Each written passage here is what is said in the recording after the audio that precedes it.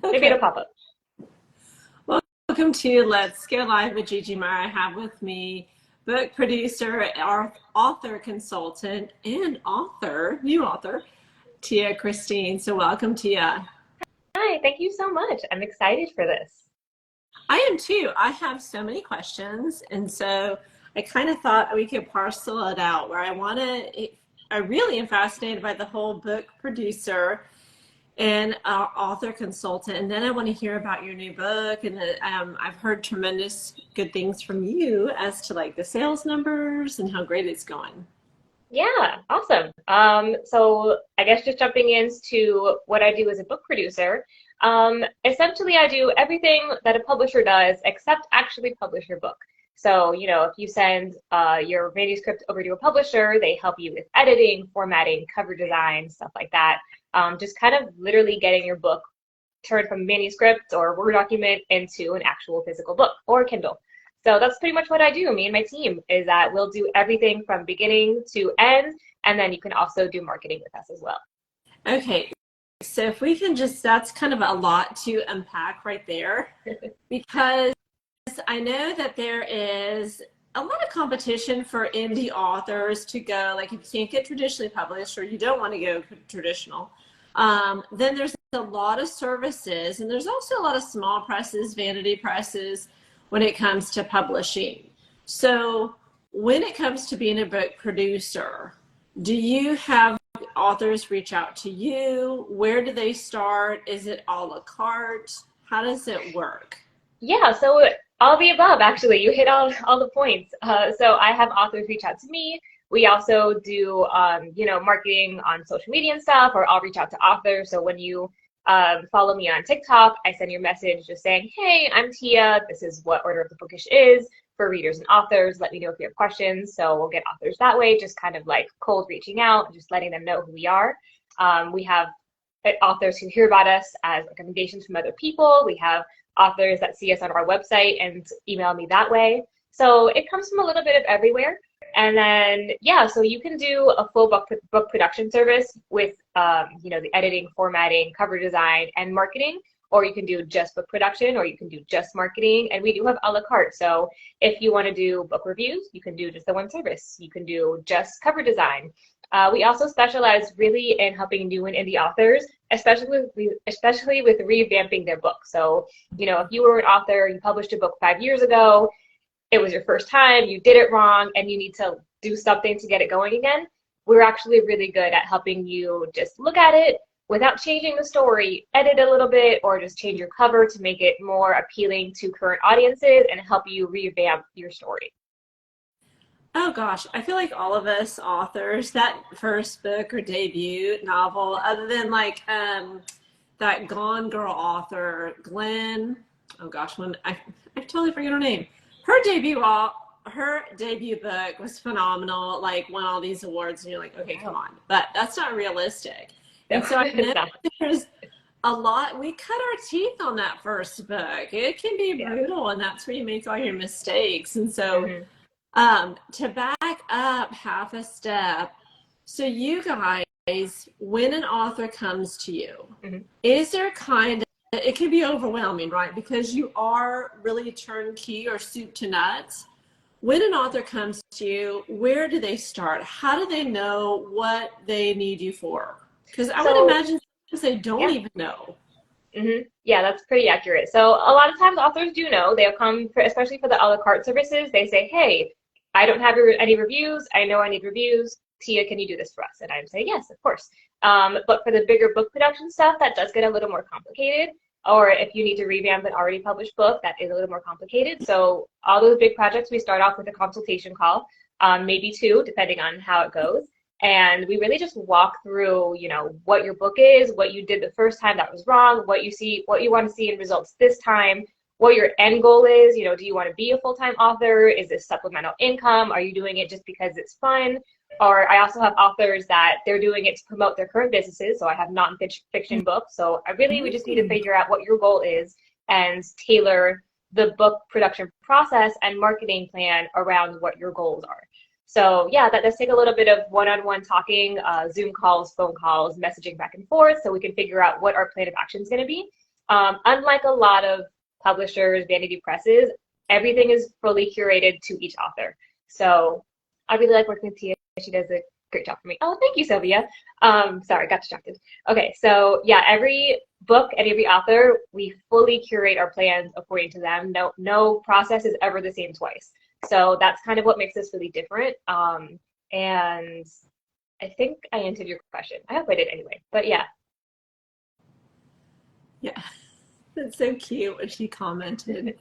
Okay, so to dive in a little deeper, if someone is coming to you, an author, and they, whether it be a revamp or a new book, you will literally get into their manuscript, almost like a developmental editor, and say, here's what works, here's what doesn't, pacing, tone, tense, and get all into the mechanics of it with them? Yep, everything, every little thing. When you hire us to do your book production, we are doing developmental editing, proofreading, copy editing. Oftentimes we do multiple versions of these. So especially for authors, if you want to rewrite a book, like you're a better author now, you're a better writer, but you want to stick to the same story, I'll go through the story and say, hey, now that you're a better writer, now that you've learned, why don't you go through and fix these things? They'll do a rewrite, and me or my team will do another round of developmental editing, and we'll just keep going until we get it perfect. That's fascinating, because I know sometimes us authors, we really can't see the forest through the trees. Oh, thanks, hon, for the love. This is the hearts. Yeah, I'm actually experiencing that now, because now that I'm an author, I'm seeing the other side of that. And I wrote my book within about 3 months. It was a very fast process. The writing wasn't the hard part. The editing was the hard part. So it was really hard for me to look at my book and find the issues. So I sent out, I had beta readers, alpha readers. I had my mom read through it, my friends. And I was like, can you just do me a favor, look at this and tell me what's wrong? Because I know there's something wrong. I just can't see it. So just be critical, be honest, tell me how to fix this. And that was a big help, because yeah, like you said, you can't see everything in your own book. So you need that second set of eyes. Well, and two, we kind of get attached to scenes, right? We know like the grueling work it took to put into it. And then someone comes along and they're like, that's fluff, cut it. And you're like, oh, what? Yeah. So I actually had to pause and extend the release of my book because 2 of my readers, my mom and an alpha reader, they were looking at my book and they were like, hey, Tia, first of all, I had a really long prologue. And it was from the mom's point of view of my characters. And then she doesn't really show up in the rest of the book. So they were like, hey, Tia, this is unnecessary. And it was like 10,000 words. Oh. And I cut it out. It's now going to be a separate book. Yeah, I cut all of it out, and it kind of broke my heart. And then I also changed pretty much the entire ending of my book. And now it's going to be the ending of the second book with a lot of changes. So yeah, I ended up pausing the release and extending it because I had to make all of these really, really big, drastic last-minute changes. And it sucks. But I'm glad I did. It's definitely a much better book now. Oh my gosh. So I feel, though, doesn't that make you, a better producer, because you are going through it, you know how it is, you know that we get emotionally attached. And so now that you've had to like cut that, change your whole ending, it can be devastating. I mean, developmental editors are fantastic. If you can afford them, they're wonderful, right? Yeah. But at the same time, sometimes when you get that feedback in, it can send you reeling. And it can kind of speak to the imposter syndrome that I feel like a lot of authors battle. Yeah, absolutely. And I just shared a post about this on my author feed that, I feel imposter syndrome every day in some form or another. It could be something as easy as like putting up a post and I look at it and I'm like, is this wrong? I don't understand why I'm doing this. Are people going to like it? Am I even a good author? And should I call myself an author? It doesn't feel like I am, but I technically am. So I do, and that goes for my business as well, because I technically am a businesswoman, but I'm really just doing what I love. Like, I'm a nerdy reader who's essentially getting paid to read books. So every day someone hires me to help them with their book, and that little, intrusive voice in the back of my mind is like, hey, Tia, you're an imposter. Like, someone's hiring you to do their book. That's ridiculous. But yeah, I feel that every day. Just shut the voice up. It's intrusive thoughts. We're not going to let those thoughts win. I know, we're not going to give life to them. No. But it is helpful, though, because I would imagine now that, when we learn and we get further down the road of our author journey, it's a paradigm shift. And so you approach people differently because you've been in their shoes. Mm-hmm. Yeah, absolutely. So I've always, so I have done ghostwriting before publishing my own book. So I have gone through the publishing process, sort of on my own, and like I've written stories and had it torn apart. So I've felt that, but it was always on behalf of someone else and someone else's story. It's a lot different now feeling it with my own story. And I've always been very nice, maybe a little critical, but in a nice way, and as much as I can be helpful. When people hire us to do like developmental copy editing, I try not to be too harsh about it. But yeah, now I really understand the feeling, like the gut-wrenching feeling of someone saying, "Hey, Tia, you need to take out these 10,000 words that you have written." Yeah, it's a lot. You raise a good point. Do you guys also do ghostwriting? I know that is very popular. Yeah, so we have, it's mostly for nonfiction. We found that the majority of people who hire us for nonfiction, are, business people. We've had realtors, we've had teachers. So people do just like want to one-up themselves in their own career, give their careers more validation. So we'll just write books for that. I haven't had any ghostwriting for fiction or fantasy or anything like that, though. It's all been nonfiction so far. Okay, so that's fascinating. I didn't think about it being fiction and nonfiction. Mm-hmm. And so could you kind of speak to what you do for fiction writers and what services you offer for nonfiction? Because aren't they a little bit different? Mm-hmm. Yeah, so at the base of it, they're all kind of be the same process, the same steps. Your 3 different types of editing, you need a cover design, you need formatting.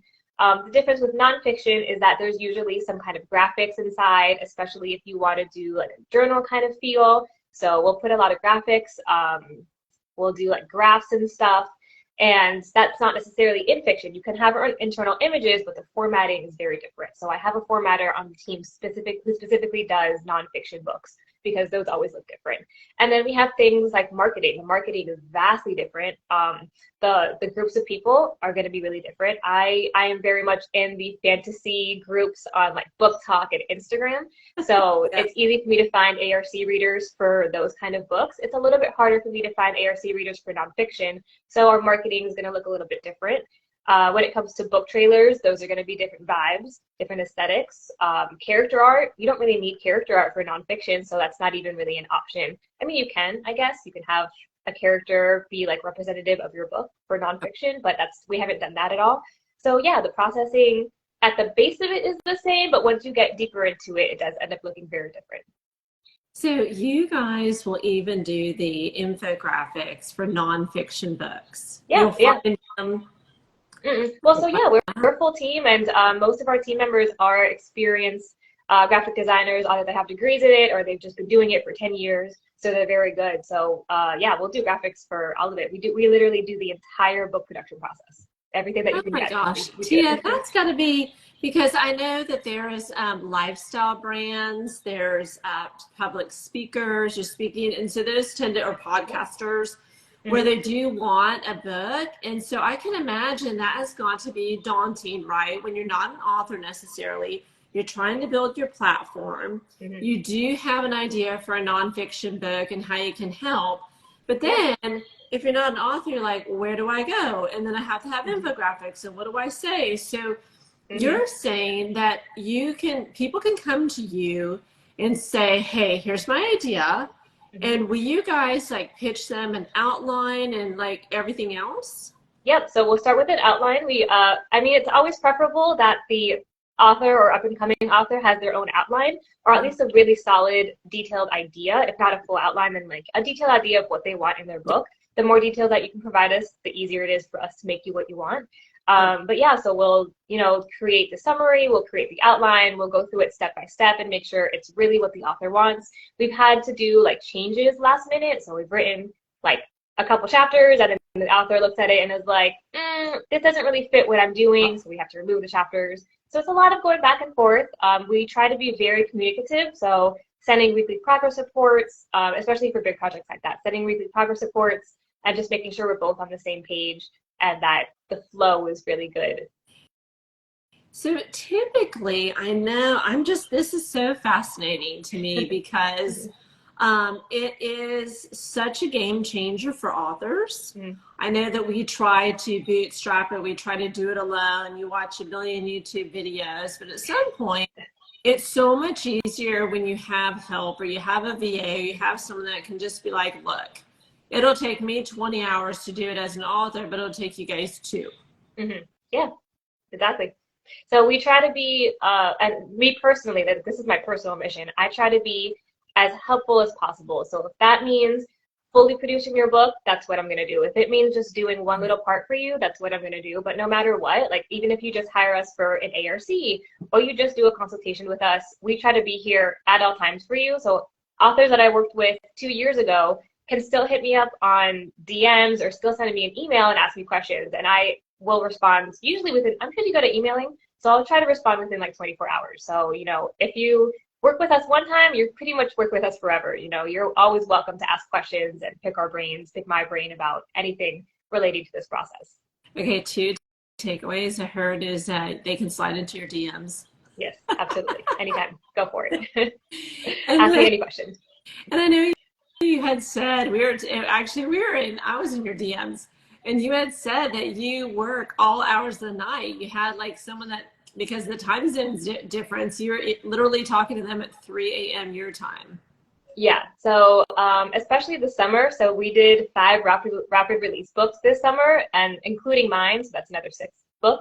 And it was exhausting because the author is a night owl. I'm also a night owl, but she takes it extreme. So there was a lot of nights we were literally up until like 3, 4 a.m. talking for like 2 hours on whatever video platform we were on at the time, and just trying to knock the books out, talking about ideas, going back and forth. And yeah, that's kind of how we work. I need to start setting boundaries, actually. Now that I'm saying this out loud, I need to set more boundaries. I mean, it was fun. It's very exciting. I absolutely love my job and I love doing this, but it does affect my sleep schedule sometimes. But I do want to be, accessible. So if there's authors that are better working at night or they're in different time zones, I want to make sure that I stay flexible because I can work from home. It's easier for me to just take a nap later on than them have to miss a day of work or something. So I'd rather just be up till 3 in the morning and meet the author where they need to be met and try to be accessible that way. Oh my gosh, Tia, mad respect, because I don't know if I'd have coherent thoughts at 3 a.m. Well, I know I wouldn't. I know it would be just, garbage in, garbage out. But I think that's so important for people because we like to sometimes think that everything happens in America. Yeah, no. Exactly. I know. Like this is a book community is global and the smallest little global community ever. Mm-hmm. Yeah, absolutely. I do want to make sure that like everyone internationally is comfortable working with us. I don't want to set 9 to 5 hours because first of all, a lot of Americans work 9 to 5. How are you supposed to communicate with me if we're working the same amount of hours? And also like internationally, that's a lot of people's sleeping times. So if I'm going to run this business this way, I don't think it's fair to reduce myself to a certain amount of hours every day. I might set boundaries, like no weekends or something like that. But I think it is important that we remain international, not for just our authors, but also for our readers. So I've talked to readers at 4 o'clock in the morning as well. Just trying to be accessible and helpful. Oh, wow. That's remarkable. I mean, again, hats off to you for those service hours, because I know in this business, a lot of people are not that dedicated. Yeah. I mean, so that's part of why I love doing what I do.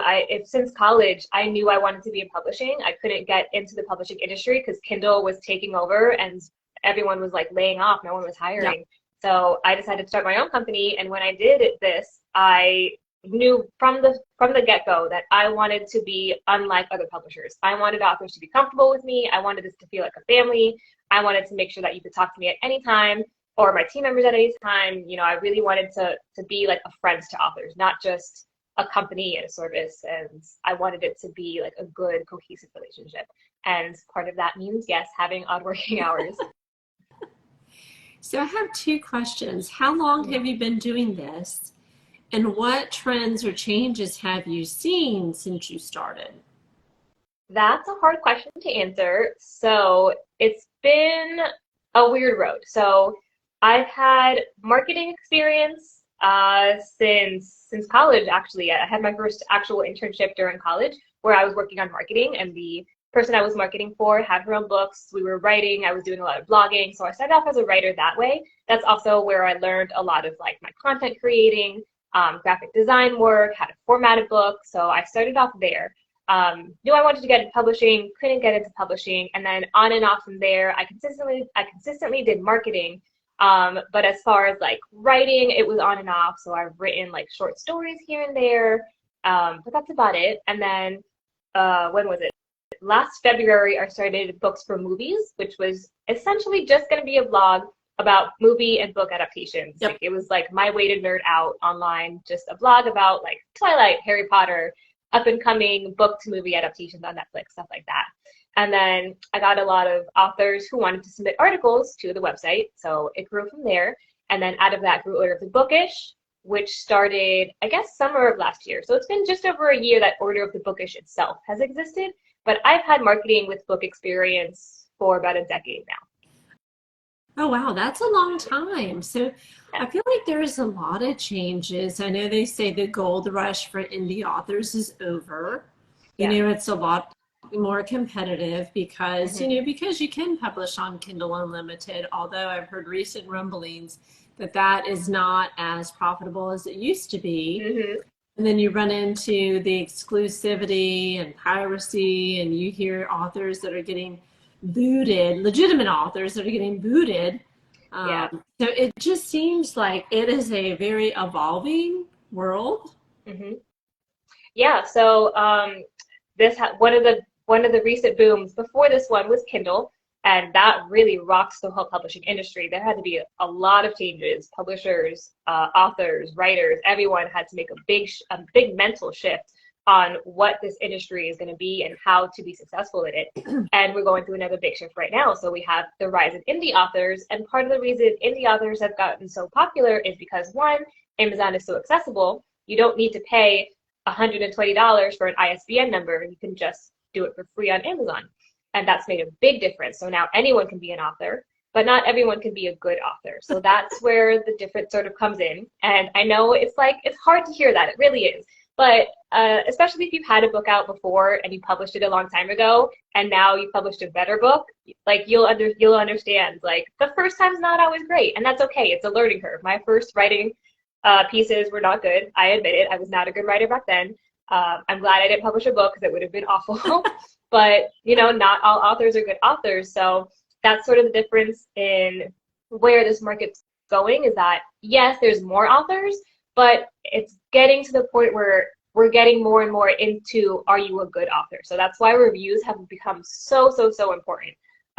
It's like a really, really big push on ARC reviews. There's so many companies out now that are just focused on getting reviews for Amazon and for Goodreads, because that's how we're distinguishing. You know, we have thousands of books pushed in our face. That's how we're figuring out what our book recommendations are going to come from, is those reviews.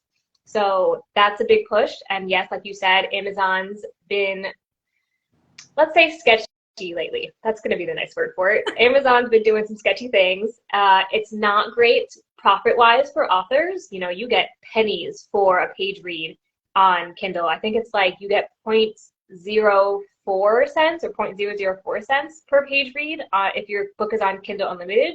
So if someone reads your book, you make like $2. Not even. You make like $1 if someone reads your entire book off of KU. So not profitable. You do have to do a lot of heavy marketing as an indie author. But also we're seeing a lot of stories of publishers failing their authors. Like now we're seeing, thanks to social media, that authors are getting published with big publishing houses like Penguin, Macmillan, and they're making a couple book sales, and that's it. And the company is not doing any marketing for them. So that's why a lot of indie authors want to take their book into their own hands. They want full control of their story, they want full control of their marketing, and they want to keep all their profits, which is really big, because why go with a publisher who's going to take half your money if they're not actually doing any work for you? So that's been a big shift in the industry, is stepping away from publishing with a traditional house and going more hybrid or completely indie and getting your book produced with a company like mine. And then this big push and getting reviews, because, you know, like I said, everyone can be an author now. It's very easy, very accessible, but the reviews are getting more and more important because we need to figure out, hey, which book is actually good, because we have so many options now. Well, and that's what I was going to say. Reviews are tricky. And so, I know Amazon wants to do verified purchase, and they have lots of rules around using an art company. But art companies, those platforms are critical. Yeah, it's very important. And so when you, as an author, hire an art company, you got to be very careful, make sure they know what they're doing. We do have a lawyer that's keeping up with the trends on Amazon and like when they have updates. So at the moment, we are within their guidelines. We've had to make a couple shifts in the past year because Amazon has made a couple shifts. But, you need to make sure that, one, you're not paying or bribing the readers directly in any way. So like we cannot say, hey reader, I'm going to send you a free physical copy of this book if you leave a review. Or hey reader, I'm going to give you $5 if you leave a review. There are art companies out there that do that. And if Amazon finds out, and they do often find out, that can flag your book. The review won't be posted. You might be, against Amazon's guidelines. They might take you down, worst case scenario.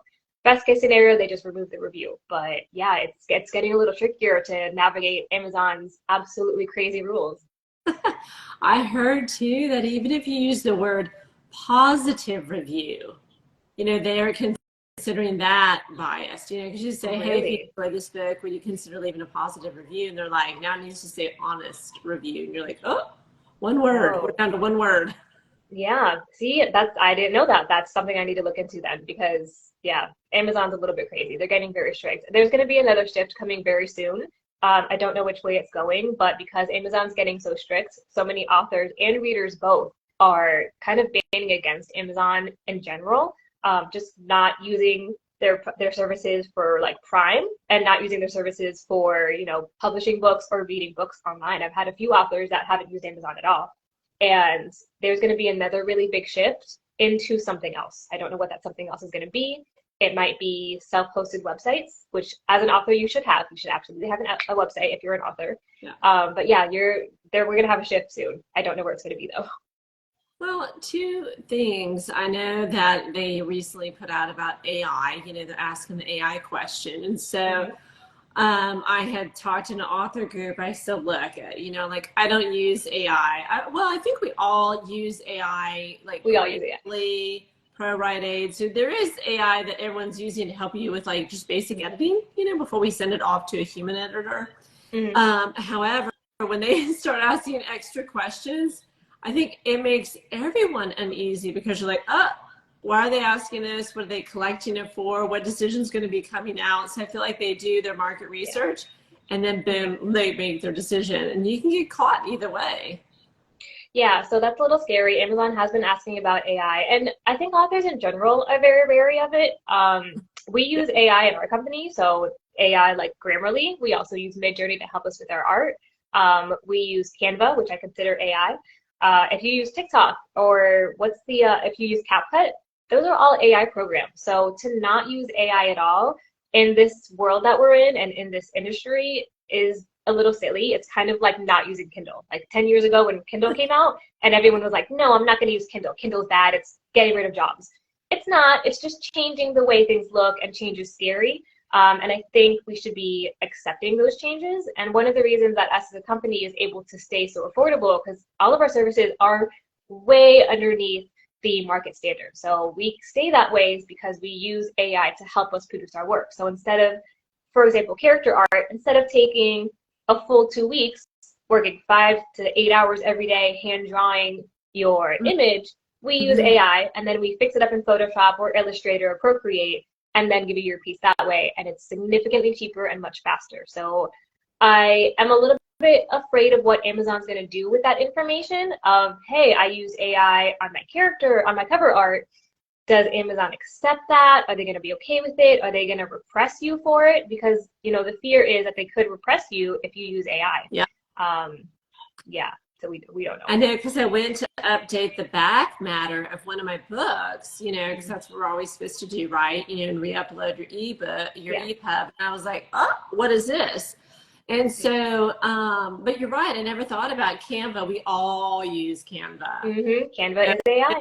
There's a ton of fantasy romance authors and fantasy authors that use Midjourney. I mean, I jumped on Midjourney But then they started charging. I was like, well, I write dark romance, so I don't really use it for, I love it. It's super cool, but I just couldn't get, like all of a sudden all my men would have like fae ears. And I'm like, okay, well, I don't write Yeah. fae. It is very glitchy. So like creating people in AI and any AI program, even Midjourney, they don't come out very clear. Like sometimes they'll have warped hands or like lopsided eyes. So there is a little bit of like post-production process necessary to fix all those issues.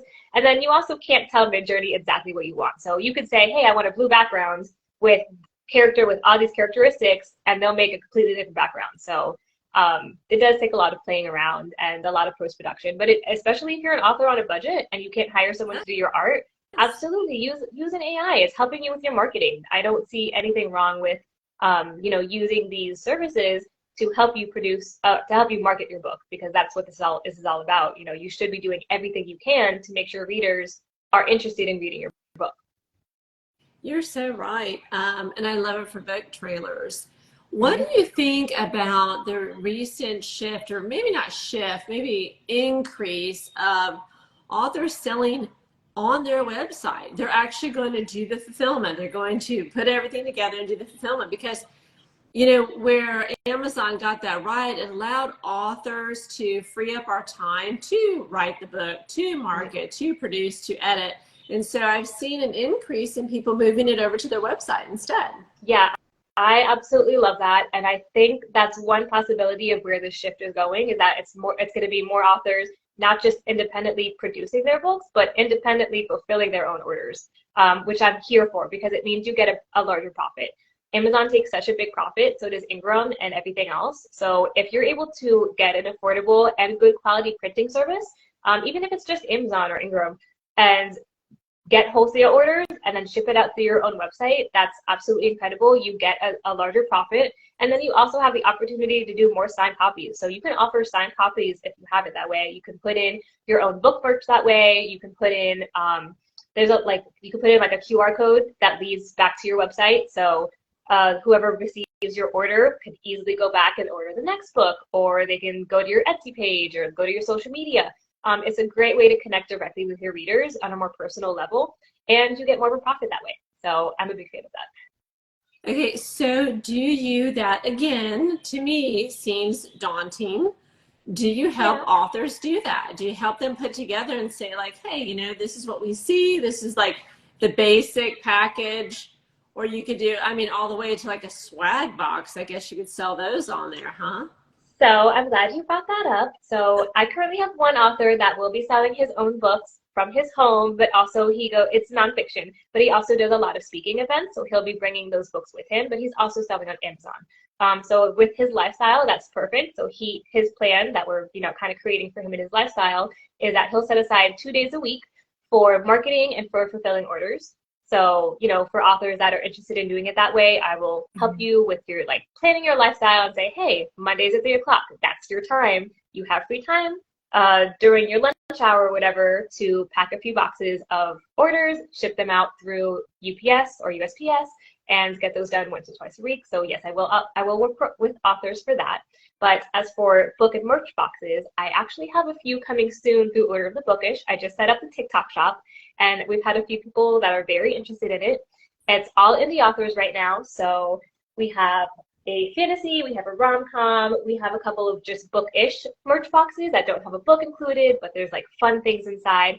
I think book boxes are so fun and so incredible and exciting, and I'm very happy to get in on this. And I think all authors should run book boxes. It can be a little expensive, but you can find ways to do it cheaply. You can do a lot of DIY stuff. But I think it'd be great for marketing material. Even if you don't sell all the boxes, have 10 and just use it as exclusive marketing material. It's another great way to create content and get people excited about your book when they can see visuals and have physical things connected to your story. Okay, so if I can rephrase, you're saying that Order of the Bookish, which is your company, is actually going to be sending out book boxes on a subscription basis. Is that correct?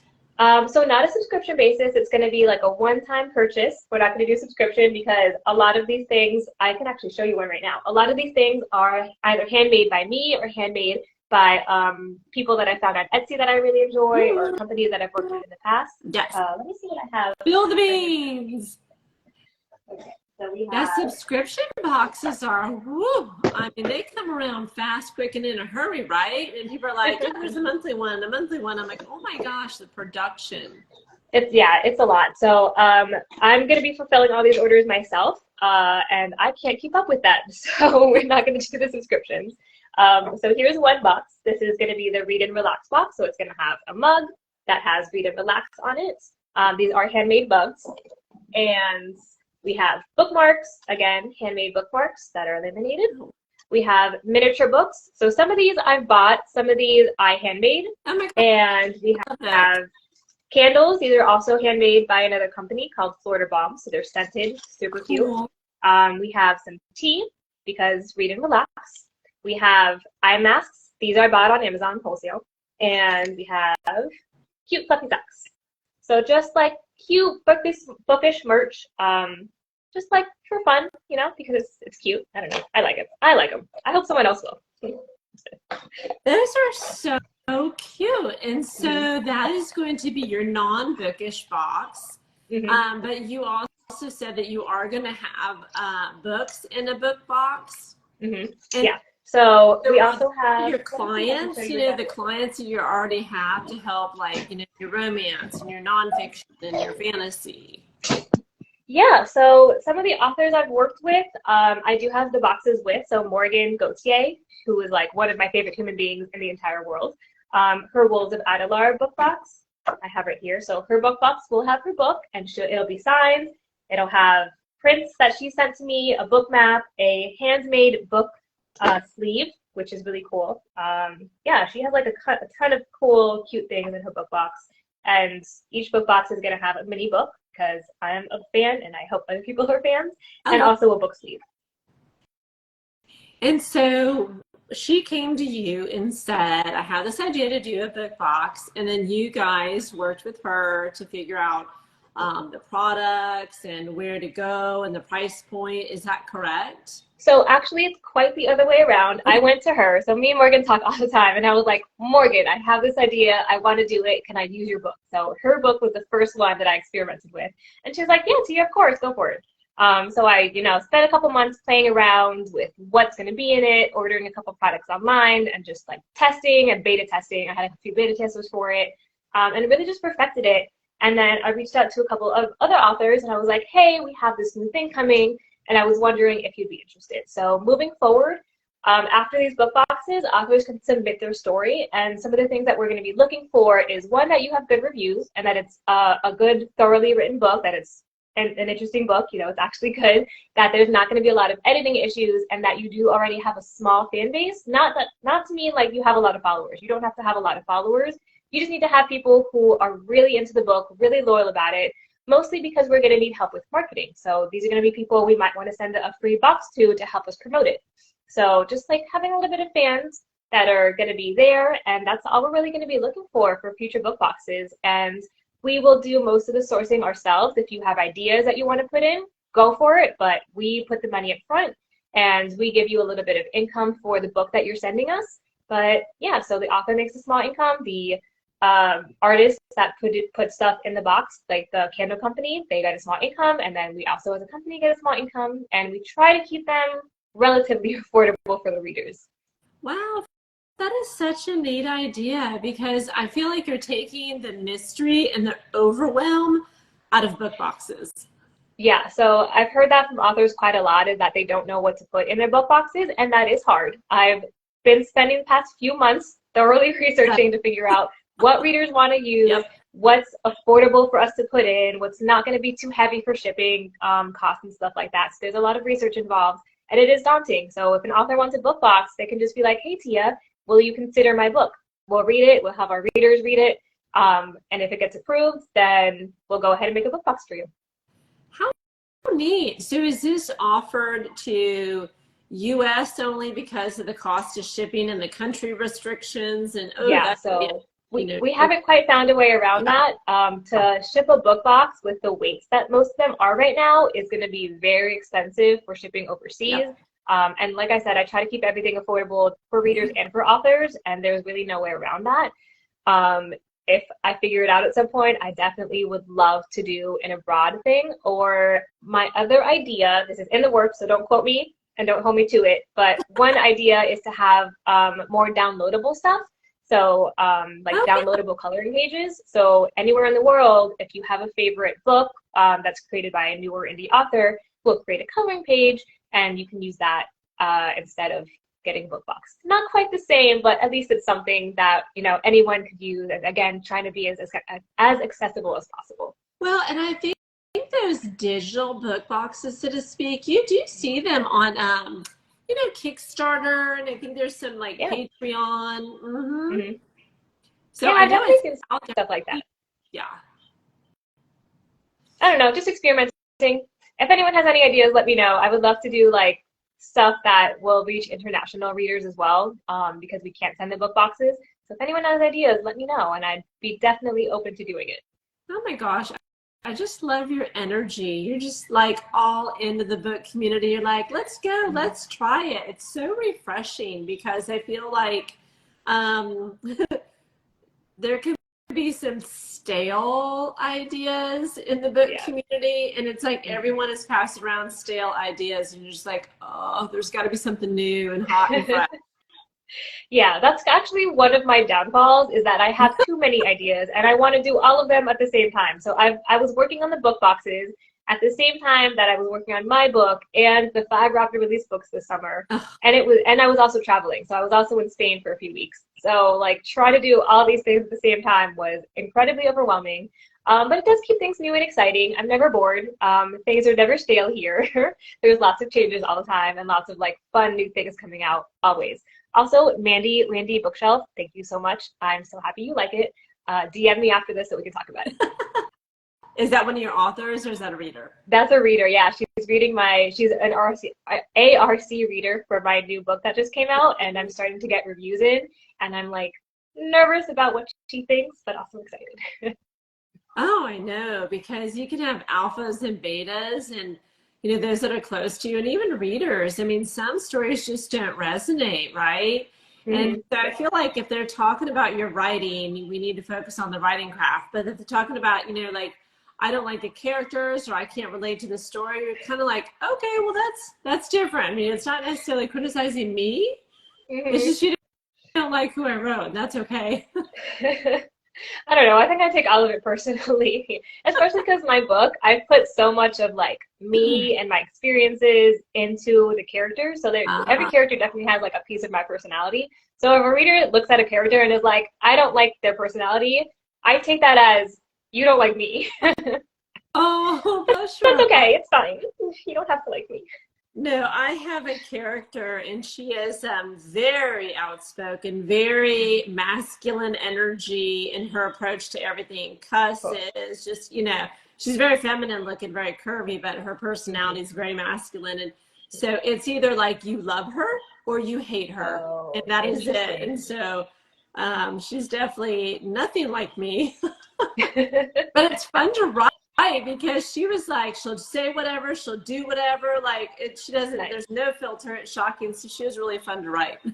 Love that. I love how readers can like read the same thing and have such opposite opinions of it. I have another book that I'm doing ARCs for right now called The Girl from Udon, and there are literally 2 readers, 2 of the first reviews. One was, I loved it because it was disorienting and different and innovative. And another reader said, I hated it because it was disorienting and too different. And it was they were talking about the same thing, and one of them loved it and one of them hated it. And I just find that like so interesting that readers can look at the exact same thing and have such different opinions about it. Okay, 1, great title. 2, yes, because I thought I was writing something super spicy and it was getting like 2 chili peppers. I'm like, dang. Yeah, I feel like after 50 Shades, man, it's been harder and harder to write like spicier stuff. Now I think readers have very high expectations for what like smuttiness is. I know. Okay, so switching gears a little bit, the marketing side, that's so challenging for authors. I hear all the time, it's drudgery. People hate it. I do these interviews every Thursday. And when I ask people what they do for marketing, it is like the biggest question mark over everyone's head. No, oh my gosh, that's so funny because that's my favorite part. Like my big passion is marketing, and like I try to do like the book boxes I consider as a marketing promotion, just for the company in general and for the authors that we work with. Like I think of it as a marketing material. Yeah, marketing is probably my favorite part. So I usually recommend to authors, especially just starting out, you know, to really master 2 platforms. And there is a really focused strategy behind what I'm about to say. So one platform needs to be short-term content and high engagement. So that's going to be stuff like TikTok, Instagram. So where you're posting every day and you're engaging every day. So something that you could put, even if it's 10 minutes of your day into really being on that platform, really talking to your readers, talking to other authors, just being present and existing in the space so that people know about you and know about your book and recognize your name. And then the other one is going to be easier, so low engagement. You don't have to engage every day. You don't have to post every day. You should post every day, but you don't have to. And then that's going to be more long-term. So you want TikTok, Instagram stuff for short-term sales and engagement for readers, and then something like Pinterest or even your own website blog for long-term stuff. Now I say Pinterest and your blog because it takes longer for it to start building traction. So I have posts on Pinterest right now that I put up 3 months ago that are just now getting hits. But that's really good to know for the days when I can't do my short-term stuff. Then I know Pinterest is my backup and is gonna keep my engagements going on another platform. So really focus on 2 platforms. So something like Instagram, TikTok, the instant gratification kind of stuff, and then either your own website with an article or Pinterest where you can kind of post it and then leave it alone and it'll build itself up. So those are my 2 recommendations. Anytime an author is like, I don't know what to do for marketing, master 2 platforms, and the other ones leave alone. Don't even stress about it. Just do the 2, spend 10 minutes every day on it, and then that'll like get you in a good rhythm for your marketing. Okay, so I have a question though, because I do get the short form. I feel like we have no attention span. Our attention span is literally that like 1 second. I don't even know if it's a full second before you swipe, right? Yeah, literally. But Pinterest and well, 2, because Pinterest and blogs, I see many authors abandon their blogs because everyone is told like, oh, go to video. Now you need to go to YouTube and start a YouTube and start a long form. Now they have shorts, or, start a Facebook group and invite your readers over there.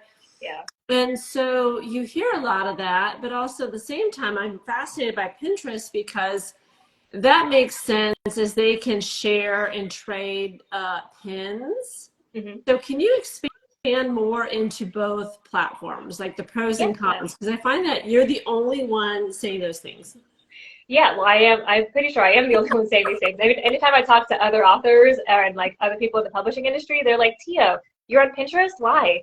Pinterest is my best friend. I think a majority of my book sales actually have been coming from Pinterest. And thankfully, I was doing a lot of like pre-marketing or marketing for the pre-launch and for pre-sales.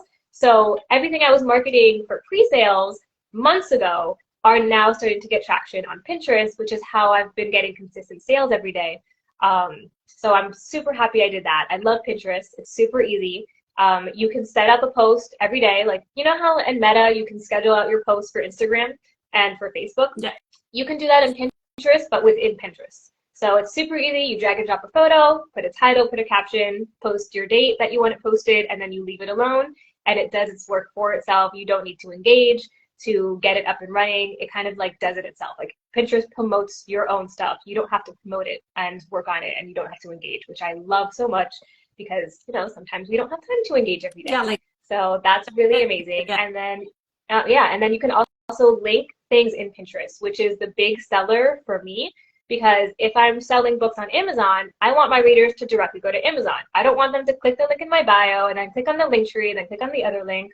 On Pinterest, all they do is click on the photo and they go right to Amazon. And it's so quick and so easy and, again, accessible. So readers can automatically buy your book or instantly start reading just by clicking on one click.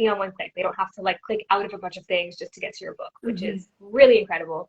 And also if you're selling on your website, you can link to your website, link to your other social media, wherever you want to drive readers, you can very easily put a link in Pinterest. And that's one thing that no other platform does. Even like TikTok, you can have a shop and you can link a product in a video in your shop, but that's it. Everything else is like link in bio, which most readers don't use. You know, not every reader is going to take the time out of their scrolling to go all the way to your profile, to click the link in your bio, to click the link tree and do all those steps. So I think Pinterest is like the most incredible thing in the world. It's my absolute favorite. I recommend all authors get one immediately. And also websites. Websites are really important. It takes time to build up. It takes about a year. But again, that's going into, you know, you want long-term sales. So if you're not marketing today, or you need to take a break for a month, your website is your backup. And Google will boost your website as long as you're doing your SEO properly. Google boosts your website on its own. You don't have to do anything. You don't have to engage. You write an article, post it, and then you let it live and you let it grow itself. Interesting, because so many do abandon it. You know, when you go to an author website, authors, I think, sometimes are the worst about keeping up their own website. Yeah, because it's not instant gratification. And that's why I was saying, you know, do something that's like instantly gratifying, like a TikTok, Instagram, and then do something that takes longer, because the long-term stuff is also important, especially when you fail in the short-term stuff, or if you stop it for a month, you want those backups. So yes, you might not be getting a lot of engagement, or you might not have a big audience in the first month that you're posting, but that's fine. Post once a day, a short 500-word article about whatever bookish thing you want to talk about, or just your life. Just say, hey, have like an online journal. Today I did this, this, and that. And that's how you're going to start growing. And it's going to take about a year, but that consistency is key to growing your online audience. You can't see them, you can't talk to them, but they're there. Well, what do you think about email marketing? We hear that, oh, you know, you got to grow your email list because you don't own the platform, and if they decide to kick you off, etc. Yeah, so I think it works for some people and it doesn't work for others. I don't have an email marketing for my author set up. I don't plan on having one. I will have one for Order of the Bookish, just because it is, you know, it's a company, it's a service, so I should have one. But if it works for you, if you're able to do like once a month or once a week, go for it. There's no harm in it, especially if you have a website. Everything that you post on your website, you can just put a snippet into your email marketing campaign, and it takes 5 minutes. And, you know, it definitely doesn't hurt, especially if you have the extra 5 minutes in your day to set it up. A lot of readers do actually use it. So you can put in affiliate links. If you have an affiliate with Amazon, you can put in your book links, your links to your socials, stuff like that. It's also a really good way for readers to figure out where you're going. So if you're doing events, I do suggest having an email marketing campaign, because if you're going to a book signing, you want your readers to know, hey, I'm going to my book signing, you can RSVP here and have a link there. Or I'm going to a book signing, here's the map so you can easily see it. That way they're not, you know, again, struggling with the whole link tree thing. So if you're actively promoting your book, going out into the world, yes, have an email marketing list. If you're not really doing a lot of marketing physically, or you just don't have the time, then don't stress about it. There's no reason to like add more stress to your day if you don't think you can master the email marketing. Oh my gosh, I know the authors that are watching are just like, oh, finally someone said it.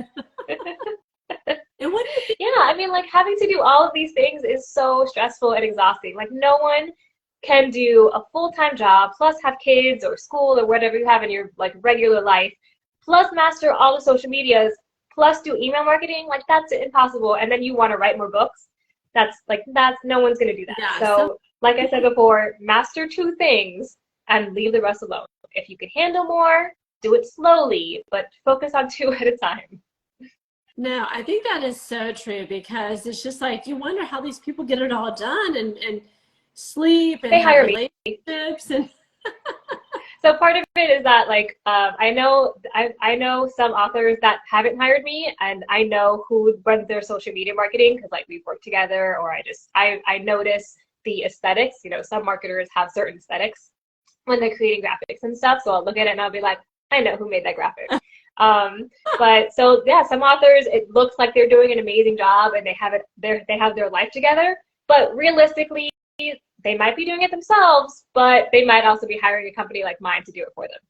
Yeah, that makes sense. Yeah. Let me ask you, what do you think about those Facebook reader groups? I know, geez, like 10 years ago, that was what you were always told, like, oh my gosh, you have to start one, you have to invite your readers in. So, but they're as good as the engagement in them. Yeah, exactly. So if it's a dead group, that's Yes. not going to be helpful for you. There's no point as the admin, and even if it's you or you have your assistant do it, if it's a dead group and they're not all talking consistently, whatever you post in there is not going to be helpful. If you are confident in your readers and your current fans to have a reader group, then yeah, go for it. But I wouldn't suggest starting one unless you already know that there are about 10 or 20 readers that you have that are really into your book, because then having the Facebook group gets them driven to buy the second one, buy the third one. Yeah. And that's also going to be like your street team. So you can reach out to your Facebook group and be like, hey guys, today I'm going to post this on Instagram. I would love if you could reshare it. And your reader group could also be your, your street team, the people who help you with your marketing, your like fans, and you can tell them like special secrets that are going on. So I don't have a reader group. I've been a part of a couple, but the couple that I've been a part of were pretty dead. I didn't see any value in it. So if you know you can do it right, and you have time to do it, then go for it. But if it's going to be a dead group, then like don't waste your time. You can do other things that are going to be more valuable to you in your marketing than having to constantly post in a group where the readers aren't active. I think that's so true, because it's also where your readers are at. I don't know if all readers are on Facebook. They could be on TikTok, or yeah. So that's also like. Wait, say that one more time. Well, it's kind of a trend, right? Your traditionally published authors are not starting Facebook groups for readers. No one new really is starting a Facebook group. It's kind of like that old advice, but you do hear it and see it, and you're thinking like, okay, is this from a decade ago when we were kind of in the gold rush? Yeah, I think it's a little bit of that leftover, and it does work for some authors. I haven't seen it, I haven't been a part of the group, but I've heard some authors say that they're pretty successful in their Facebook group. I don't know what they're doing differently that is making them so successful. I think maybe they just have like a really strong readership that are like really loyal fans. But like I said, if you don't have time for it, don't do the struggle. There's other things that you could be doing with your time that are going to pay off, rather than having to, especially build it from scratch. Like, don't build a reader group from scratch. You should already have reader groups in place if you're going to do something like that. But then you also can do just like an Instagram chat. It's the same thing. You can do most of the same capabilities in a Facebook group as you can on Instagram. So go where your readers are. If your readers aren't on Facebook, don't go to Facebook. If your readers are on Instagram, just have an Instagram group chat. Yeah. She's heard that John Mars has a good Facebook group. I think there are some that are really, really good, and they have a lot of readers, and there's a lot of active engagement, but you're right, there's a lot of dead ones. Yeah. I think I'm personally more interested in just like bookish groups on Facebook. I'm part of a bunch of them. And I just like, kind of engaging with readers, kind of talking about like books and doing book recommendations and books in general, not necessarily one author. I'm more interested in those personally. What are your thoughts on Patreons? Those are getting more popular. I think that's really great. So I have an idea that I might launch for Christmas that's not entirely dissimilar to Patreon, just as like a little holiday thing. But I think they're really great for indie authors. If I know so many readers like really, really want to do more to support their favorite authors, because a lot of indie authors end up becoming friends, like close friends with their readers, and readers want to do something more than just buy the book or just leave a review. So readers can send money, send a gift, whatever, and the indie author can use that to pay their bills, or use that to pay like a marketing service to help them market their book, or pay for character art, pay for a book trailer, stuff like that. So I think the idea of like helping out your favorite author is absolutely incredible, because there are a lot of readers who do often say that they want to go above and beyond to help their author friends. And I think the whole Patreon thing is really incredible. Do you see your authors that have run successful Patreons? Because I know it's kind of like, what do I offer? What are the tiers? And I feel like Patreons are right now like all over the map. Yeah. So I haven't looked too deeply, and I know a couple authors off the top of my head who have Patreon accounts. I haven't looked super deeply into what they're offering. I haven't heard anyone personally like come tell me that they're doing it successfully, and I haven't really heard the advice that an author has to have a Patreon. Like I haven't heard that it's something that everybody should do. I've kind of just heard that it's something that you can do and it's a good like supplement, but I haven't heard the advice of, oh my God, all authors have to have a Patreon. I don't think, at least in my experience, anyone's doing it so successfully to that point where they would recommend everybody do it, you know? Yeah, you do hear it on YouTube, I know. But yeah, YouTube's a little bit of a different game. Every time I see a YouTube video, I always keep in the back of my mind, especially if they're bigger accounts, that they're basically influencers. So if it's a big account and they're pushing Patreon, they might be an affiliate of Patreon. That's true. Yeah. So what about Kickstarters? Because, you know, Kickstarters are popular. They usually have swag boxes or, you know, things like that. You see people selling classes on how to do Kickstarters. It seems to be like there's a lot of info around that. Yeah, I'm not super into it myself, but I love the idea of like, especially like giving gifts, like the book boxes, like you mentioned. Yep. So even if it's not like a monetary exchange, just like a gift exchange kind of thing, I like love the idea of that.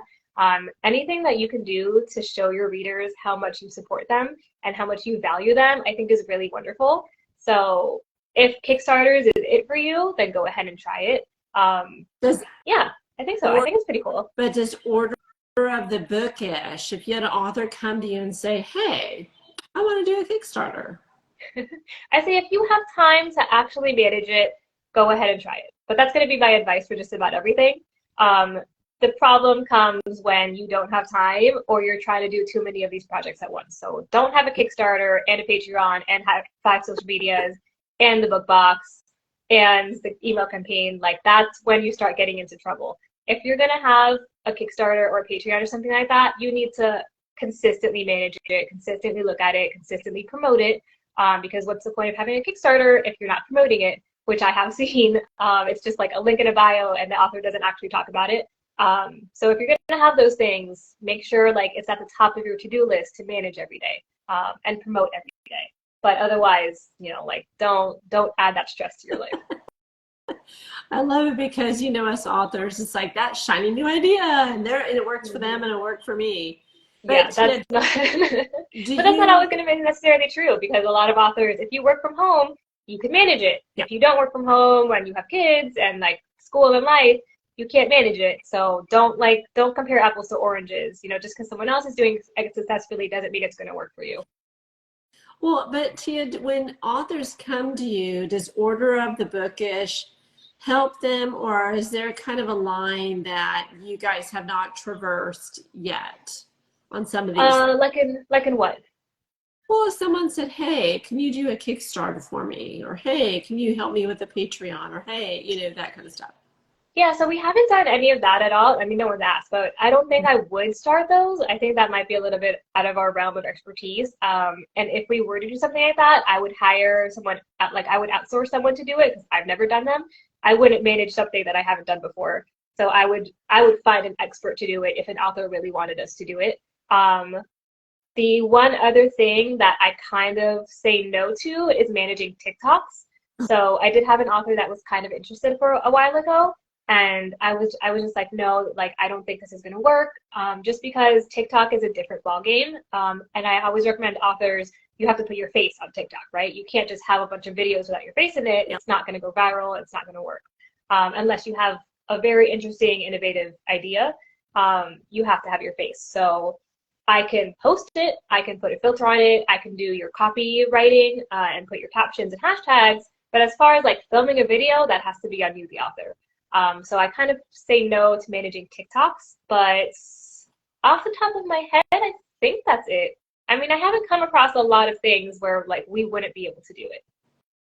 That's good. It sounds like you guys are so open-minded and you're just like, let me explore it and get definitely open-minded. I mean, like, I'm happy to go with the flow. If the trend is Kickstarters, then I will become an expert and I will learn how to do it so that I can like help authors either do it for them or teach them how to do it. And like, I'll put the time in to do that research to be as helpful as possible, or I'll hire someone else to do it if that's where the need is. So yeah, I'm happy to like go wherever you need help.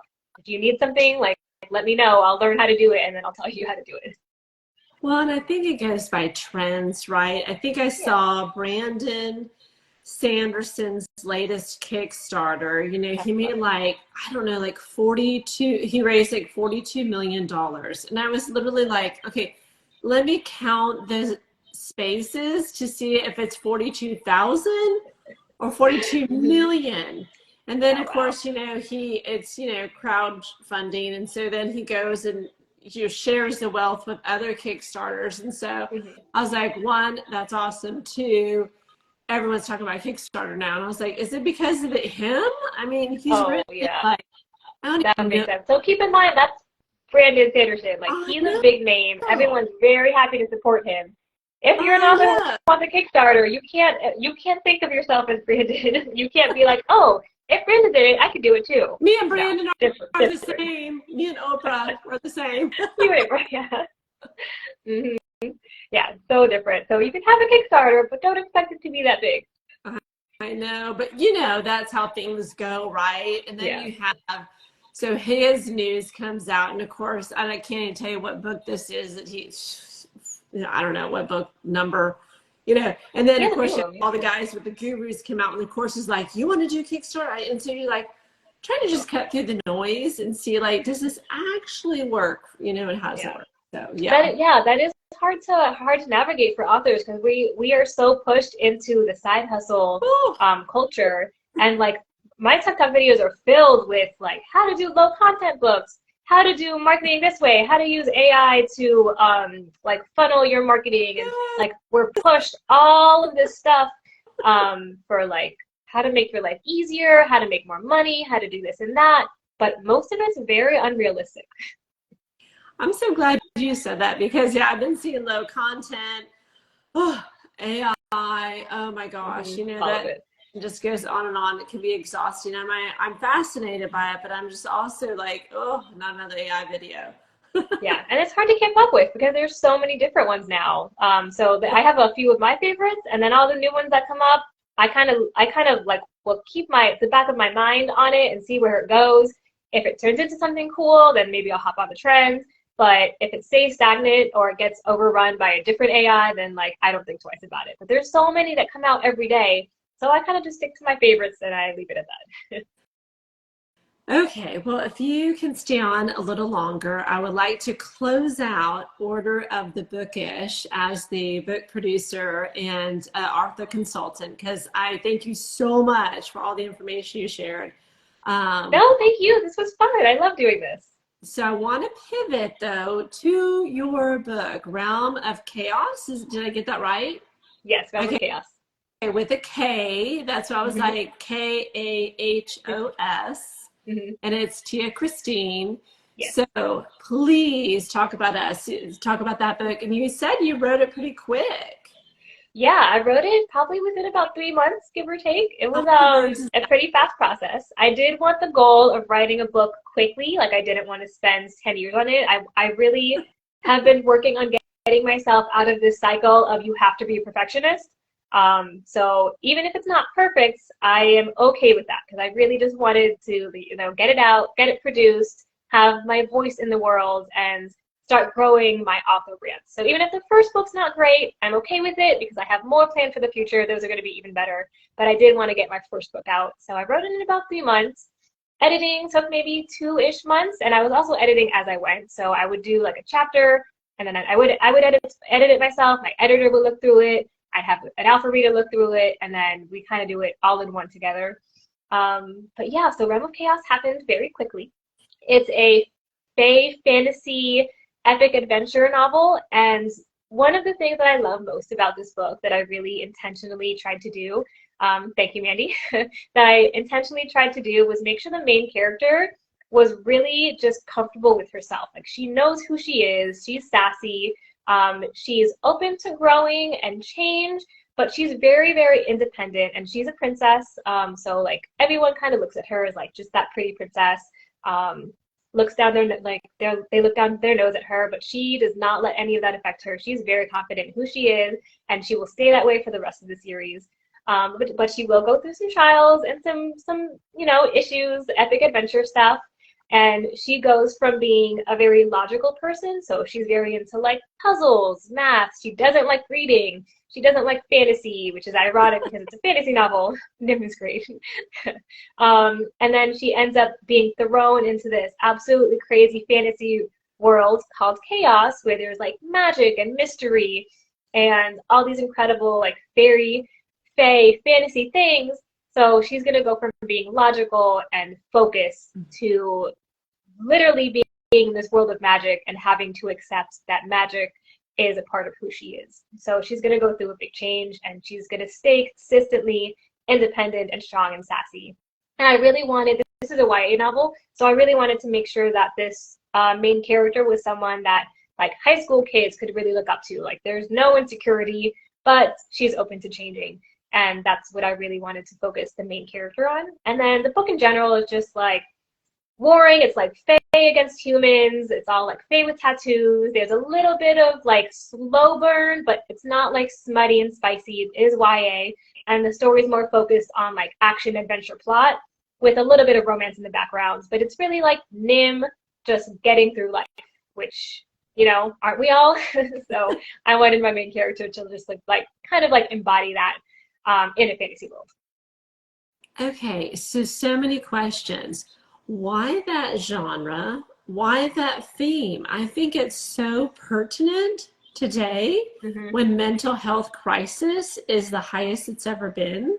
So how did you start on those two? That's exactly it. You hit it. So mental health crisis is a really big thing. And not that it hasn't always been, but we're now more aware of it. So now that I'm older, I'm looking back at like my memories of my high school self, and I realize, I did have anxiety. I did have moments of like depression. I did have like a little bit of struggle in school. I wish I had had more access to things that would have helped me be more successful now as an adult. So I didn't have to like go through struggling and go through those years of like literally internal chaos and like craziness. So I think now our world is like more aware of the mental health. I think it might also be getting worse because we have so much social media. So I think just teenagers nowadays are incredibly overwhelmed. And I really wanted the main character to be someone that teenagers, and especially like me as a teenager, could look up to and be like, oh, hey, I know who I am. I'm not going to let you feel bad about myself. And I'm going to be open to, being flexible and changing and going with the flow, but I'm not going to change who I am for anybody. And that's what I really just wanted to tell my younger self. So I'm kind of writing the book for me, kind of writing it, knowing what, current teenagers are going to go through. I love that Nim can see through the face tricks and glamours. Yeah. So one of the things that Nim can do, one of her like superpowers, is that she can see through like the veils of evilness. So while everybody else is looking at the main evil character and being like so in love with him and fawning over him, Nim is like, you give bad vibes, I don't like you. And in this world of like corrupt politicians and corrupt stars and stuff like that, it's hard to see who's good and who's not. So I like the fact that Nim is very much like, I see you, you're not good, and I'm not going to fall for you just because everybody else is. So she's very anti-sheep mentality. She's very independent. I know how to think for myself, and you can't trick me. So yeah, I wanted Nim to embody everything that I hope teenagers and adults nowadays can be. No, I love that because you're right. I feel this is me and you talking in this interview is the good side of social media, but oh my gosh, there's such a down. A lot of bad. Yeah, it's hard. So my partner's younger sister actually removed herself from social media because she's a teenager, and she was like, I can see social media ruining me. So she took herself off of all social media platforms, which is so disconcerting. Right. Because why, as a teenager, you should be, interested in communicating with everyone around the world, interested in learning, because I do learn stuff on TikTok. But if it's affecting your mental health, it's really sad that you have to remove yourself from something that could be so great. I think it's terrible. But there are good sides to social media. I think we just need to really buckle down and focus on making sure we're only taking away the good stuff and not deep diving and falling into the abyss of the bad side of social media. Well, and I think that's challenging though, because where, we're a little bit older and we can decipher what's good and bad. And also, you're using it to grow your business, so am I. Mm-hmm. So we are Yep. looking at a different lens. But Mm-hmm. I am a mother to teenagers, and oh my gosh, they swipe, and it's everywhere. The baseball game, the football game, the drill team, you watch them all. They're Mm-hmm. literally swiping through social media as entertainment, like we used to do, like, let's say the television when you were a kid, Mm-hmm. Saturday morning cartoons or something like that. Yeah. And so that's what they're doing. They're using it not only and just taking in all this information, comparing, supermodels and what Zendaya did and Taylor Swift tour, and you're like, Yeah. And that's where a lot of the insecurities are coming from. Like, we were looking at Victoria's Secret models and like these Disney Channel stars and comparing ourselves to them. But now we're in a world of like where plastic surgery and the Kardashians are ruling, and it's not realistic. Like I don't know what I would do if I was a teenager these days and not so comfortable in myself, trying to compare myself and turn myself into like a Kardashian, because that's what a lot of teenagers are doing these days. Like they're like plumping their lips at 15 years old, which is absolutely insane. Yeah, and I wanted my main character to be able to be like, no, we're not going to do that. No, but I love that because I don't know, because there's so much negative influence with teenagers and the YA audience. So it's refreshing to hear that you're trying to bring out a series that is, body positivity and it's strong opinions, because Mm-hmm. I feel like this generation, I talk to my daughter all the time. She's 17. And so I said, you guys are the first ones to be like, don't label us, but then you want to be labeled. And then you want to like have flags for your labels. And I'm like, Yeah. which Mm-hmm. is it? Yeah, I think so. I think it's that they don't want to be assumed. So I think that like teenagers nowadays, they want to be looked at for who they are and not who you assume them to be, if that makes sense. Well, and to a point, yes. So, my sister is gay. She's always been gay. She's in her Same. 50s.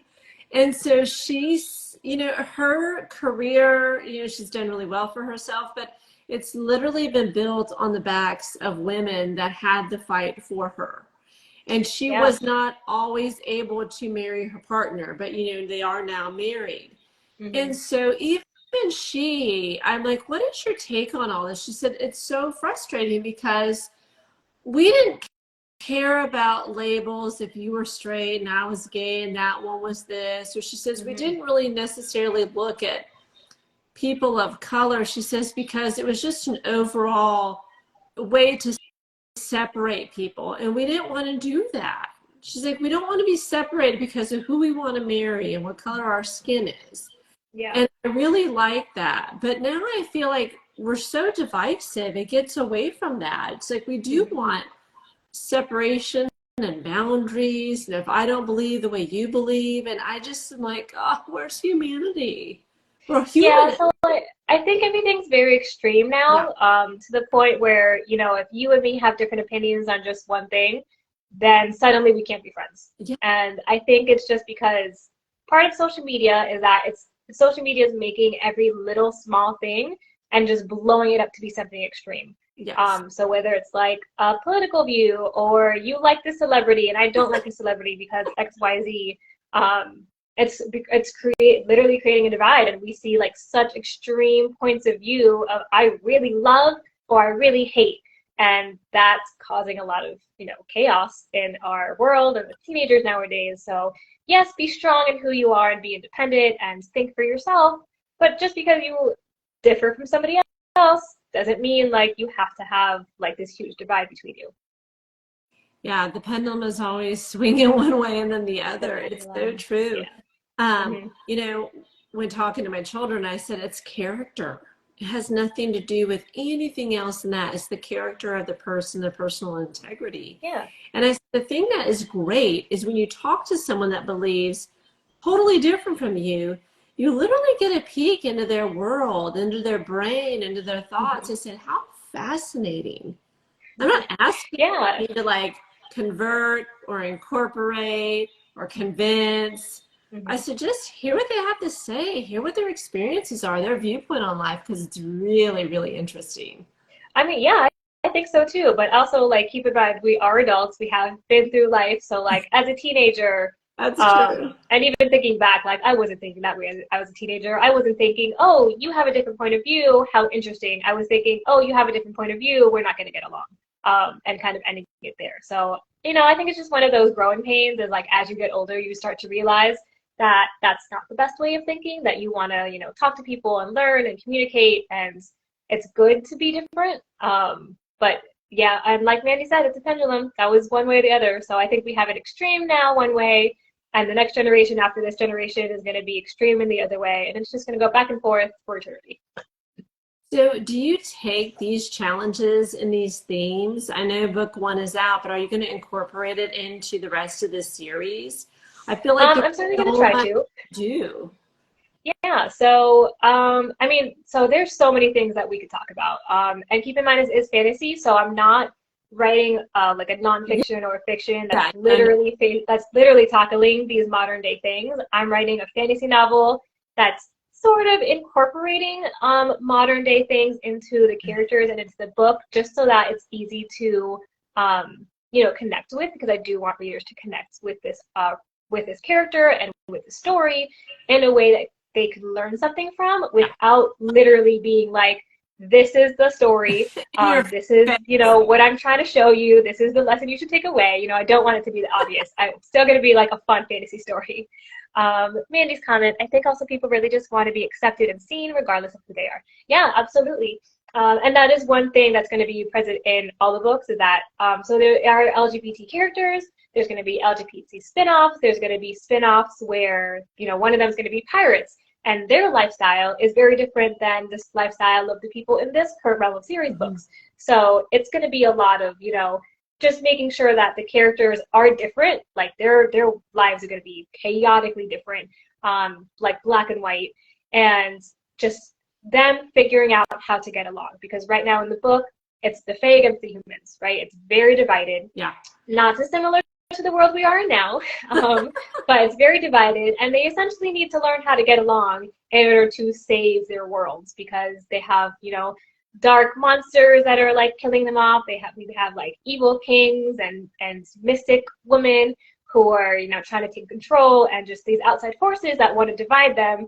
And the humans and Fae have to figure out how to be their own people but still live together. So I think that is very you know, inclusive of what we have going on in our world now, and I do want to maintain that theme throughout the books as much as possible, and also dive into a little bit of, like, you know, Nim not being insecure, and some things with other characters that I'm not going to mention, and, like, you know, LGBTQ struggles and stuff like that. So I do want it to be fantasy with, like, we can connect to the book without it being obviously having a lesson for teenagers to learn. Oh, yeah, very subtle. But I do know that people love themes and they love to take away. And I think when you write really relatable characters, people love that. So what I'm hearing is you have another series in mind? Yeah, so it's going to be a lot. So just for this, so this kingdom is called Avadine. Just for like this kingdom, this world, this continent's world building, there's going to be 10 books. So there's going to be 3 for Realm of Chaos, so the Chaos series. Then there's going to be another separate 3 spin-offs for the LGBT. That one's going to be spicy, so that's going to be adult content. And then we're going to have another 3 that's going to be for, you know, it's going to be piratey and a little bit of fae. So that's going to be also spicy, so separate 3 books, all within this world building, but not part of the Chaos series. And then I have 1 spin-off of the mom's point of view. So that chapter that I took out of the 10,000 words that, you know, broke my heart to remove, I'm not going to completely get rid of it. It's going to be its own book. Oh, so 10 books total. So you have 10 books, 1 out, 9 in the pipeline. Yeah. Do you plot these? How do you plan on doing it? I'm fascinated. 10. So the world building is complicated, and I have gained so much respect for authors like Sarah J. Maas and Harry Potter who have done these incredible world building, and there's so many little elements that I have to keep track of, and it's hard. Queen. Yeah, she's absolute queen, goddess, empress. Like, I don't know how she does it. Incredible. I believe it took her 10 years to get out her first book, which makes sense because, you know, I feel like it's going to take me 10 years to get through all of these just to make sure it's like the continuity is there, because there's so many little things of like, I need to know how many steps are in the library because those are important and it's going to come out later. And I need to know which books are in which room and which character was standing here at this time. Like, so many little tiny like things that are going to all be interconnected with these 3 books, and especially because the timelines are going to be different, so I need to make sure the timelines flow. It's a lot. So just keeping track of the little things is the really hard part. I am plotting, but my plots don't always stay in line.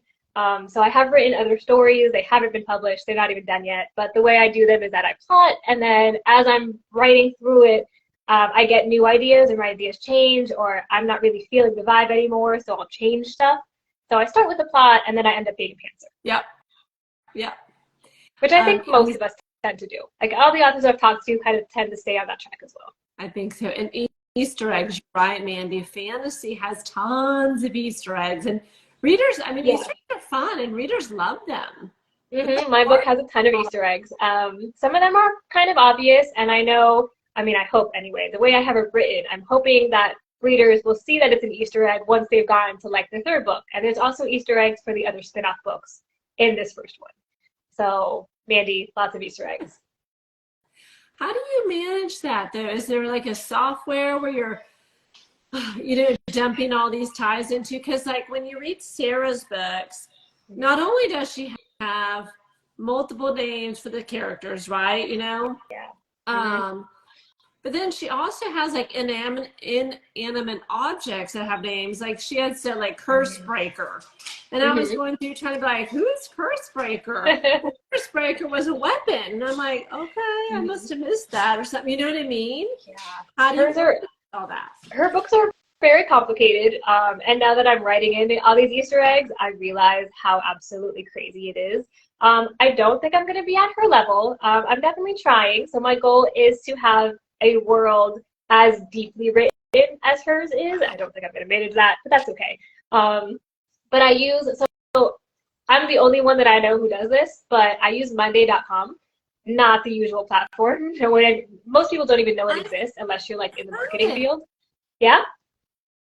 So I use Monday.com, and I actually use it part for order of the bookish, part for books for movies, and part for my author, and then in part for my main author. So if I'm doing like a book production, Monday.com lets me color code things and move the order of things and checklists and scheduling and all that stuff. So it's really easy for me to just have like my entire life, including my author stuff, in Monday.com. So I just have like a ton of notes in there. I have a ton of lists, a lot of things that are color coded and categorized.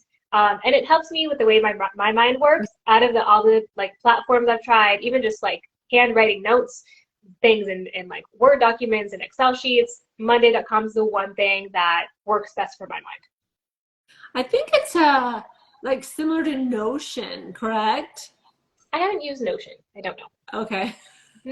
I liked it, but maybe a long time ago. But there's a lot of platforms that are similar. Yeah. Okay, yeah, it's good. It's good for like, especially I'm a list person, so I think Monday.com is like really good for like people who need lists and need to color code those lists, and that works for me. So I have like all my characters in one list, and then like the Fae are color coded, the humans are color coded, and then I have sub lists of like what each powers are, and then I have notes for each name and notes for each Easter egg. I have a list for the Easter eggs and which book they should go in, and like just craziness. Okay, Mandy, don't we want to see behind the curtain? We want to see the magic behind it. How does this all come together? I can actually pull up and flip my camera real quick if you guys want to like take a glance at what my Monday.com looks like. Let's see. Of course. So while you're doing that, I have a question though. 10 books. Knowing that you're trying to do as depth of world building as the queen, how long will this take you to publish? I mean, you're talking, you know, that could easily be a book a year. That could be another decade. Yeah, I'm hoping not, but yeah, it could be. So keep in mind, I did do this first book within about 5 months. Yeah. Between the writing, editing, to editing. Yeah. And I'm about halfway done through book 2. So book 2 I'll get out later this year. And then I also have a surprise coming before book 2. So right now my timeline is I have Realm of Chaos on Kindle. I have a special edition paperback coming out. It's going to have photos on the inside, which is why it's taken me a little longer. And then I have a special surprise coming out soon. And then book 2 will be out later this year. And then my next project is going to be the audiobook for Realm of Chaos, and then the audiobook for book 2. But yeah, so let's say 2 books a year. So 5 years to do. But isn't it exciting? It's almost like having a 5-year plan of your world, your works. Mm-hmm. Yeah. Yeah, it's fun. So, you know, when you go to apply for job interviews, and like when I was applying to college and stuff, people would ask me, "Oh, Tia, what's your 5-year plan?" Mm-hmm. It was not this. This was not my 5-year plan. This 5-year plan happened earlier this year. Like literally the day that I decided that I wanted to write Realm of Chaos, I started writing it. And that's when like my 5-year plan grew out, like literally within like a 24-hour period. Awesome. Yeah. It was a little while, but I feel like I'm mentally ready for it because I've done writing before in the past. I've done ghostwriting. Yeah. And I feel like now is the time I'm mentally ready to have my own story out there. I'm ready to have my own author brand. I know what I'm doing. Yeah. I think I know what I'm doing. I have a team to help me. So now is the time for my works to start coming out. Nice. So flipping the camera real quick. This is my Monday.com. These are my Tia Christine. And then you can see like I have my OOTB stuff. This is where I keep track of my services, some other authors that I'm working with, and I'll have plans for them in there. So like Monday, when I write something, I can say I'm writing on it, I'm stuck and I have to go back to it, and I'm done, or I'm editing. So like if there's something in this chapter, so like chapter 4, if there's something in this chapter that I know I need to go back and fix, I will just put stuck. That is really cool. Yeah, so I have like all my Realm of Chaos stuff.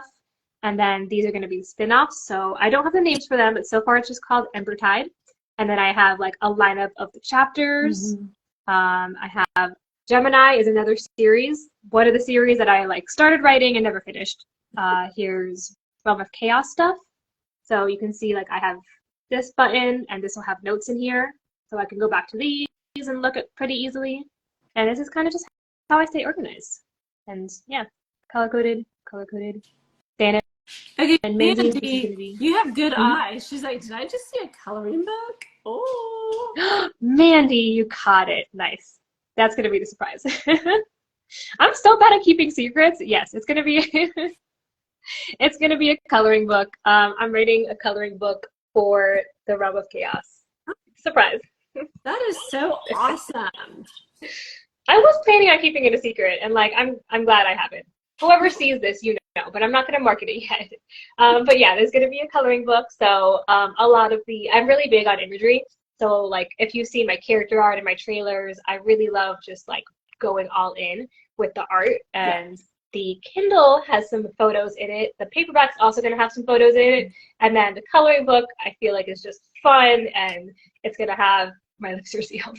The coloring book's just going to have similar photos and just like a bunch of fantasy stuff. And it's at the moment plans to be like some photos are going to be easy, and then some are going to be like really hard, detail-oriented photos, and just like a fun, I don't know, a fun thing. That is awesome. Oh my gosh, I am just so in awe of like your organization, everything that you're doing. I just need to like your hours of the day, maybe have more than I do, or like you drink a lot of coffee. I don't drink, I really am not a coffee drinker actually. I think I take like 2 naps a day plus like sleeping at night. And I think I'm just driven by having so many ideas. So like it takes me about an hour to actually fall asleep just because I have so many thoughts in my head that I need to get out. So yeah, sleeping's not really a thing. Do you just voice notes it when you're laying in bed? You're like, and this, and then this. And no, then I have a notepad. I'm next to my bed actually. So I have like a small little light. I have white noise to try to help me sleep, and the white noise machine has a small little light. So I'll have a notepad. So if I think of something that's like I have to write it down or I'm gonna forget, I'll like roll over, lean over the side of my bed, write it down while I'm like half leaning on the floor and half leaning on the bed, and then try to go back to sleep. Oh my gosh, I love it. She is titled on her Instagram Perfection, promoting for her characters from Chaos. Thank you. I did put a lot of effort and time into like making sure the character art and the characters' names and the descriptions were really like good and strong. So thank you, Mandy, for noticing and appreciating, because it